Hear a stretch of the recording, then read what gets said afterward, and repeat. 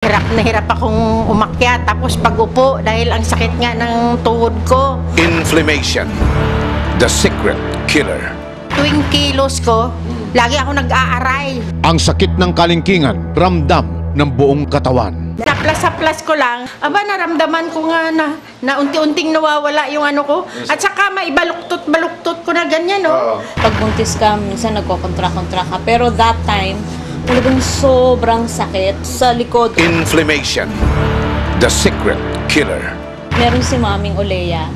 So sabi ni Mami, sige papahiran kita. 30 minutes, nagpalitan na nga sila nung anak ko sa pagpapahid sa likod ko. Immediately nawala. If Olea can cure yung ganong klaseng pain, anong klase pang mga pain ang pwede pang ma-cure ng Olea? Sumpungin na naman ako ng migraine ko, pero wala na akong gamot. Pag masakit yung ulo mo, hindi ka makapagtrabaho eh. Inflammation, the secret killer.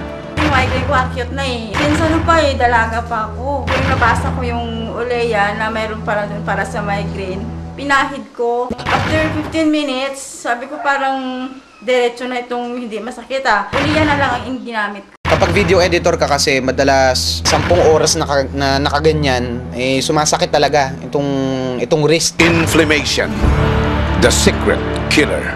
Matagal ko nang iniinda yon, mga painkillers, sinubukan ko na lahat. Umiinit lang siya pero walang epekto. Tinry ko ngayon yung Olea. Ginawa ko, pinahid ko dito, at saka kung saan masakit, mga 5 minutes lang. Nung hinahanap ko yung sakit, hindi ko maramdaman. Natural oil, omega-3 and omega-9 found in olive oil, malunggay oil, and our cetylated oil, which are rich in anti-inflammatory nutrients. Siyempre, pag nawala ang pamamaga, mawawala ang sakit. Yun nun.